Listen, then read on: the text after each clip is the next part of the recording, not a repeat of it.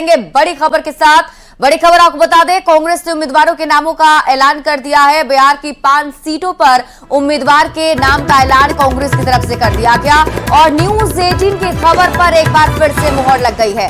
News 18 Bihar Jharkhand ने जो संभावित उम्मीदवार बताए थे उनके ही नाम जो है वो सामने आए हैं। पश्चिम चंपारण से मदन मोहन तिवारी, मुजफ्फरपुर से अजय निषाद को टिकट मिला है, तो महाराजगंज से आकाश प्रसाद सिंह को टिकट दिया गया है। बिहार कांग्रेस अध्यक्ष अखिलेश प्रसाद सिंह के बेटे हैं आकाश प्रसाद सिंह। वहीं समस्तीपुर से सन्नी हजारी को टिकट मिला है। सन्नी हजारी वर्तमान में खानपुर प्रखंड के प्रमुख हैं। बिहार सरकार के मंत्री महेश्वर हजारी के बेटे हैं सन्नी हजारी। सासाराम से मनोज कुमार को कांग्रेस ने टिकट दिया है।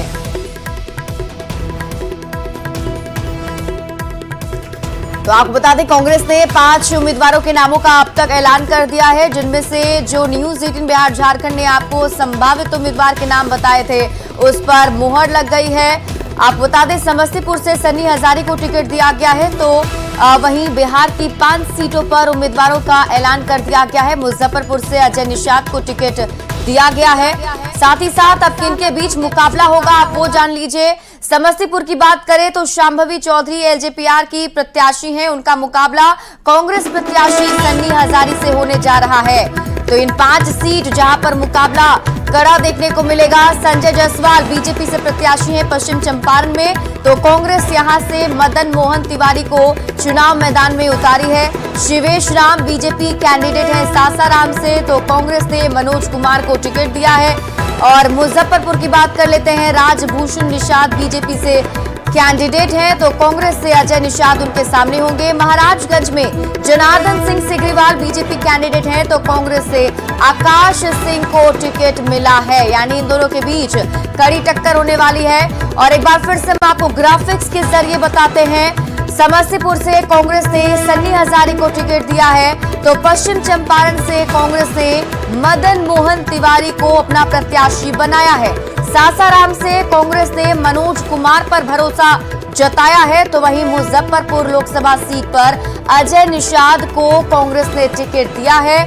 साथ ही बात कर लेते हैं महाराजगंज लोकसभा सीट की, तो कांग्रेस ने आकाश सिंह को उम्मीदवार बनाया है।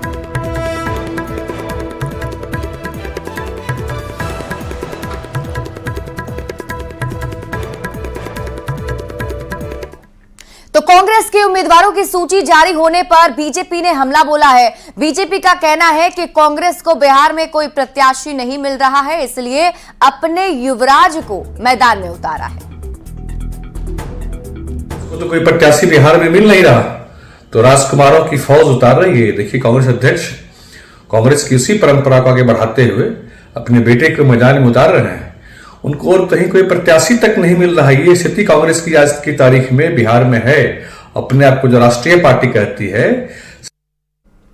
वहीं दूसरे चरण के दंगल में दिग्गजों का आज चुनाव प्रचार होने वाला है। सीएम नीतीश कुमार का भी तूफानी प्रचार है। आज भागलपुर जाने वाले हैं मुख्यमंत्री नीतीश कुमार, जहां वो रोड शो करेंगे। किशनगंज, पूर्णिया, कटिहार में भी उनकी जनसभा होने वाली है। आज भागलपुर में राजनाथ सिंह की भी सभा होगी। जेडीयू के प्रत्याशी अजय मंडल के लिए प्रचार करेंगे राजनाथ सिंह। तो इस वक्त की बड़ी खबर आपको बता रहे हैं, दूसरे चरण के दंगल के लिए अब चुनाव प्रचार काफी जोर पकड़ता हुआ जा रहा है। सीएम नीतीश कुमार का तूफानी प्रचार आज भी जारी रहेगा। भागलपुर में आज सबसे पहले नीतीश कुमार का रोड शो होना है, फिर किशनगंज, पूर्णिया, कटिहार में भी मुख्यमंत्री जनसभा करने जा रहे हैं। और आपको बता दें, राजनाथ सिंह भी आज भागलपुर आ रहे हैं, जहां एनडीए प्रत्याशी के पक्ष में वोट की अपील करेंगे। लोकसभा चुनाव के दूसरे चरण के लिए जोरदार प्रचार जारी है। बिहार के मुख्यमंत्री नीतीश कुमार ने सोमवार को बांका, भागलपुर और किशनगंज में 4 जनसभा को संबोधित किया। सीएम नीतीश कुमार ने धुआंधार प्रचार कर उन लोगों को जवाब दे दिया जो चुनाव प्रचार के दौरान सवाल पूछ रहे थे कि मुख्यमंत्री कहां हैं।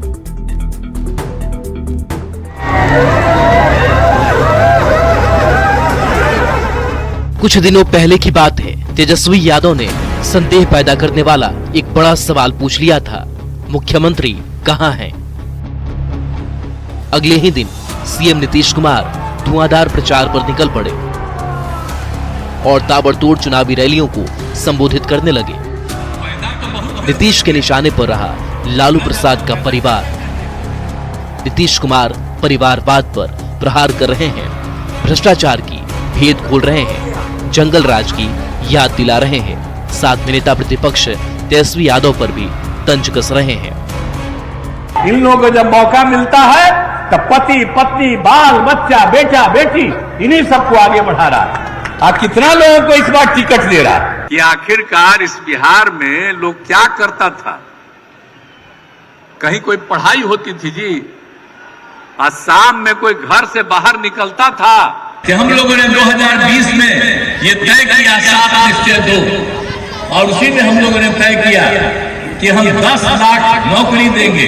आजकल बोलते रहेगा और कहते रहा, हमने तो बीच में मौका दिया, तभी जाकर के बेटा ही बोल देता है कि हमने क्या किया। जो काम हम लोग कर रहे थे उसको भी किया था उसी समय, और जो लोगों को बहाली किए तब बोलते रहता है। अरे क्या मतलब है, उसका क्या लेना देना। नीतीश कुमार की तरफ से लगातार किए जा रहे हमले पर तेजस्वी यादव ने प्रतिक्रिया दी और सीएम के बयान को बेचैनी और बौखलाहट का नतीजा बताया। जो स्थिति जो हो गई है, कुछ 4-5 लोग हैं वहाँ जो लोगों ने हाईजैक हमारे चाचा को कर रखा है कि इतनी भाषा की मर्यादा गिरती जा रही है उनके तरफ से। असल में बेचैन है, बौखलाहट है और जान रहे हैं कि जहाँ भी जा रहे हैं उनको सुनने कोई आ भी नहीं रहा है। सीएम नीतीश कुमार के धुआंधार प्रचार में लालू परिवार पर प्रहार किए जाने को लेकर बिहार में सियासत तेज हो गई है। राजनीतिक दलों के नेता अपने अपने सहूलियत के हिसाब से बयान का मतलब निकाल रहे हैं। वैसे नीतीश कुमार के धुआंधार प्रचार ने तेजस्वी यादव के उस सवाल का जवाब जरूर दे दिया है जिसमें तेजस्वी यादव ने पूछा था कि मुख्यमंत्री कहां हैं। Bureau report, news 18। किशनगंज के डगरवा में नीतीश कुमार ने जेडीयू प्रत्याशी मुजाहिद आलम के पक्ष में चुनाव प्रचार किया। नीतीश कुमार ने एक बार फिर परिवारवाद पर हमला बोलते हुए बिना नाम लिए लालू प्रसाद पर निशाना साधा है। नीतीश कुमार ने एक बार फिर से लालू प्रसाद के बच्चों की संख्या पर सवाल उठाए। आजकल देख रहे हैं, आपसे फोटोआ मांगने आएंगे और 9 को बाल बच्चा पैदा किया। आप सोचिए ये कोई तरीका है कि 9 को बाल बच्चा पैदा करे? आप यही समझ लीजिए, लोग अपना बीवी को बनावे, अपना लड़का को बनावे, अपने बेटी को बनावे, ये कोई तरीका है? तेजस्वी यादव के सत्तू वाले बयान पर भी बवाल मचा हुआ है, जिस पर चिराग पासवान ने तेजस्वी यादव को नसीहत दी है। चिराग पासवान ने कहा है कि अपने कार्यकर्ताओं को सत्तू पिलाएं तेजस्वी यादव। गर्मी में सत्तू पीने से दिमाग ठंडा रहेगा कार्यकर्ताओं का। दूसरी की मां बहन को गाली नहीं देंगे आरजेडी वाले।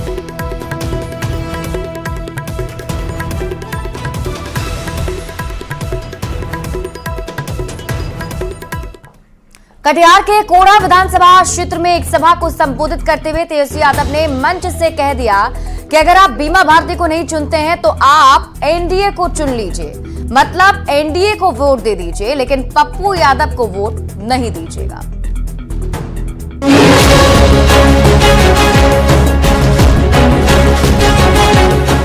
क्या तेजस्वी यादव कभी एनडीए उम्मीदवार को जिताने की बात कह सकते हैं? तो आप कहेंगे नहीं, लेकिन ऐसा हुआ है। क्यों हुआ ये बाद में बताएंगे, पहले तेजस्वी यादव का बयान सुनिए। या तो एनडीए या तो इंडिया की लड़ाई है। या तो आप इंडिया को चुनो, और इंडिया को अगर नहीं चुनते हो बीमा भारती को, तो आप एनडीए को चुन रहे हो। साफ बात है। सुना आपने, कटिहार के कोढ़ा विधानसभा क्षेत्र में एक सभा को संबोधित करते हुए तेजस्वी यादव ने मंच से कह दिया कि अगर आप बीमा भारती को नहीं चुनते हैं तो आप एनडीए को चुन लो। साफ बात है, अब तेजस्वी के बयान पर सियासत तेज है। जेडीयू के मुख्य प्रवक्ता नीरज कुमार ने तंज कसते हुए कहा कि तेजस्वी यादव राजनीतिक तपिश के शिकार हो गए हैं, हताश हो चुके हैं। हताशा में बयान दे रहे हैं। संतोष कुशवाहा जी की तो जीत 2014 में भी हुआ था, 19 में भी हुआ था, 2024 में होगा। बीजेपी ने तेजस्वी पर हमला बोलते हुए कहा कि तेजस्वी यादव क्या एनडीए को जिताएंगे? एनडीए तो हर जगह जीत रही है। सभा में तेजस्वी यादव ने तो कमाल कर दिया। जो बात वो सपनों में देखते हैं वो बात को चुनावी सभा में बोल रहे हैं। ये हकीकत जान चुके हैं कि उनके जो इंडिया गठबंधन के लोग हैं, इनके पास में कोई वोट कोई बिहार में बचा नहीं है। आपको बताएं कि बिहार में दूसरे चरण की 5 लोकसभा सीट पे सबसे कड़ा और बड़ा मुकाबला पूर्णिया सीट पर दिख रहा है। यहां मौजूदा सांसद और जेडीयू प्रत्याशी संतोष कुशवाहा, आरजेडी प्रत्याशी बीमा भारती और निर्दलीय प्रत्याशी पप्पू यादव के बीच त्रिकोणीय मुकाबला है। पप्पू यादव के निर्दलीय मैदान में उतरने से आरजेडी उम्मीदवार बीमा भारती की मुश्किलें बढ़ गई हैं। यही नहीं, पप्पू यादव कांग्रेस नेता राहुल गांधी और प्रियंका गांधी के मौन समर्थन का दावा भी कर रहे हैं। यही वजह है कि तेजस्वी यादव पूर्णिया में लगातार सभाएं कर रहे हैं और एक सभा को संबोधित करते हुए तेजस्वी यादव ने मंच से यहां तक कह दिया कि अगर आप बीमा भारती को नहीं चुनते हैं तो आप एनडीए को चुन लो। न्यूज़ 18 के लिए कटिहार से सुब्रत गुहा की रिपोर्ट।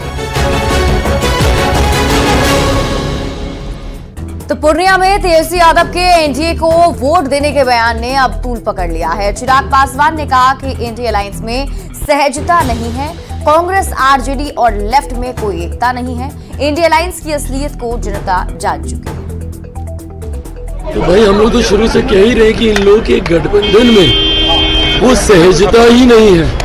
पूरा चरण बीत जाता है, इन लोगों के सहयोगी दल इनके लिए प्रचार में ही नहीं आते हैं और जब ये प्रचार में किसी सीट पर जाते हैं तो वहीं पर इन्हीं के सहयोगी दल के साथी बागी उम्मीदवार के तौर पर निर्दलीय वहां से चुनाव लड़ रहे होते हैं।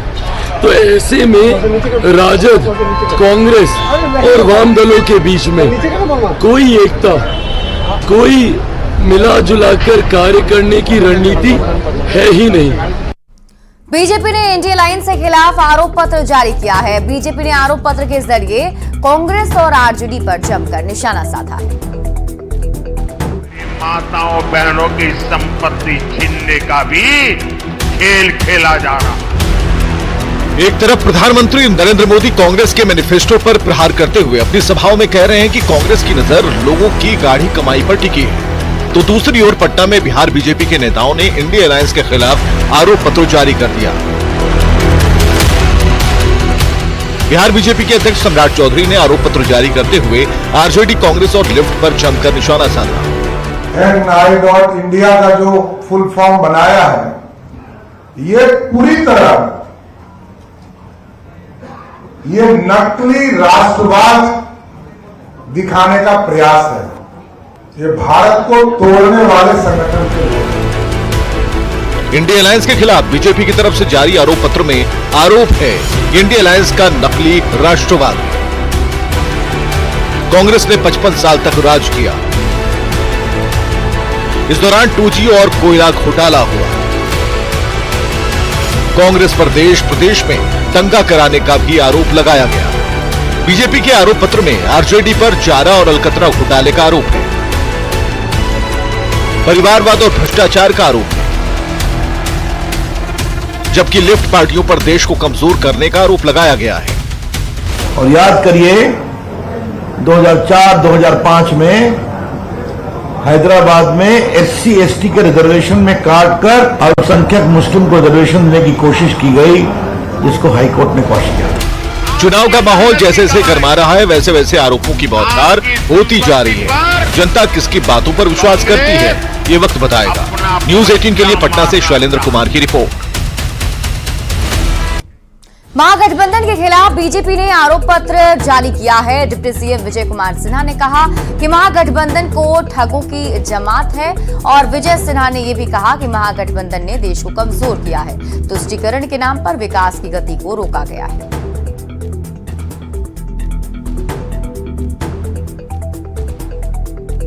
ये ठगों की जमात है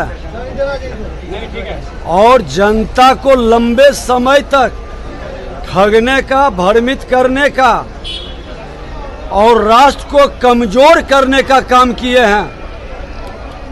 यही लोग हैं कि तुष्टीकरण की राजनीति के नाम पर हमेशा विकास की गति को रोके हैं और विकास में कमीशन और करप्शन का वातावरण इन लोगों ने बनाया है।